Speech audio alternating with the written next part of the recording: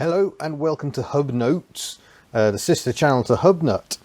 Today we're going to look at how I make the videos.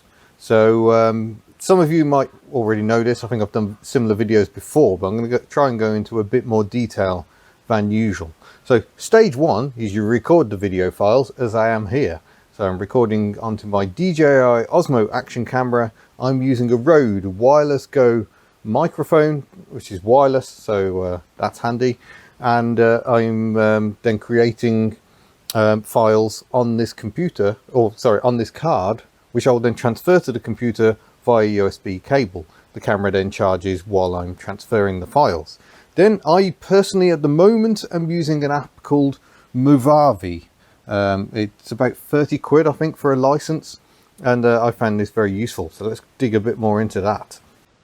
So I've got a bit of glare going on. I may have to change this to a different file. I might try and do some screen recording, some screen capture. But this is the basic format. You add your files like so. You go here, and here's the previous video of me talking about... actually, this was the first HubNotes video. So I'm going to select two files just to start with.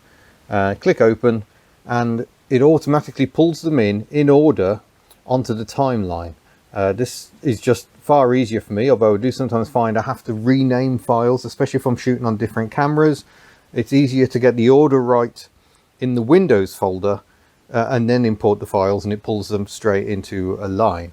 I don't tend to do multi-camera shoots. You can have, you know, I can do it here. I can do, he says, I can drag that file up here, and I can have overlay footage of two different videos going at once, different sounds, etc. So that's the sound line down there. So I can add a movie file if I go to the video file.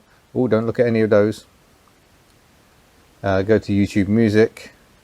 I can say pull in Dark Alley Deals. That comes down to the music line. Similarly, I can separate the audio out, and that'll take on its own line as well. But really, my secret for the sort of videos I do, I've learnt that quick and dirty really is the way. So I try and do my editing in the camera as much as possible.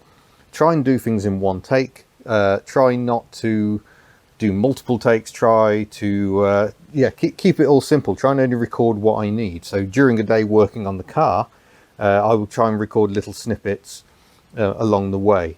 And you kind of learn to mentally build up a record of how much time. So I'll be going, feels like I've recorded about half an hour of footage. That's probably enough. And I'll call it quits. Go home and edit it.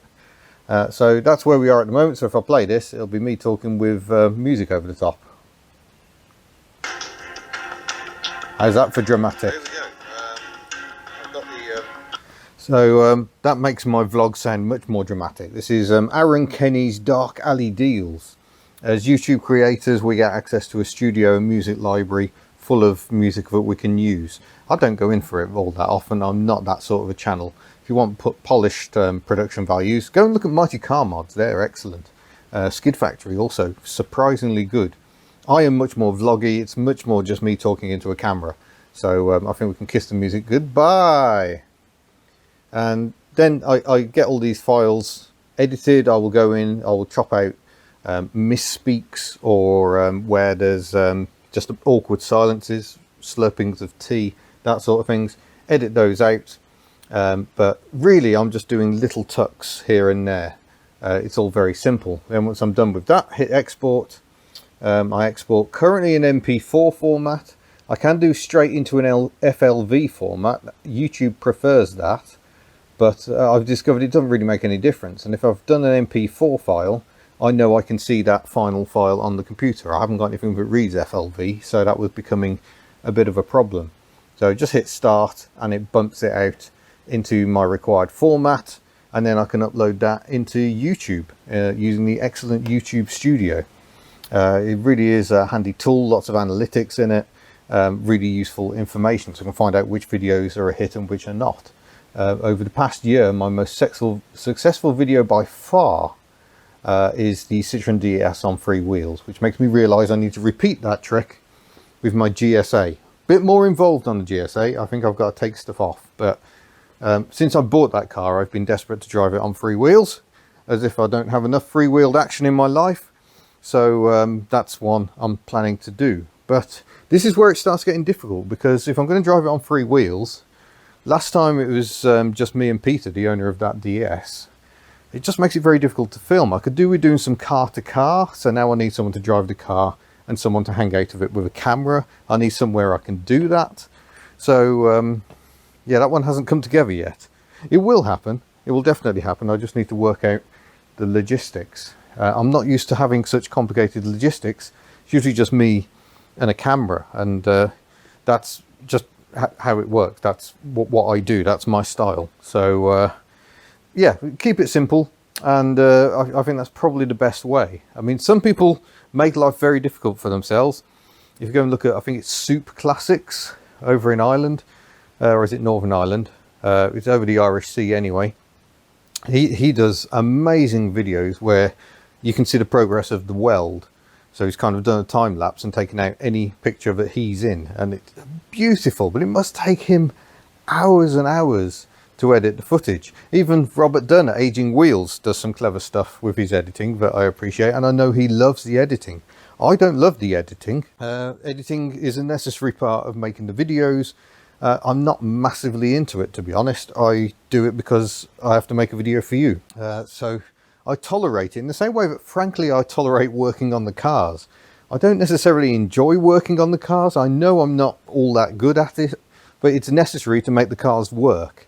I think, really, if you're going to own a classic car, and this is something I should probably talk about in a vlog on the main channel, you have to understand them, because things will go wrong.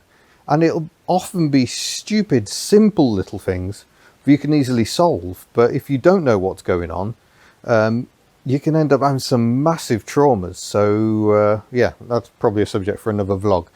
But in short, that's how I do the videos. Files are recorded onto usually one camera, sometimes two.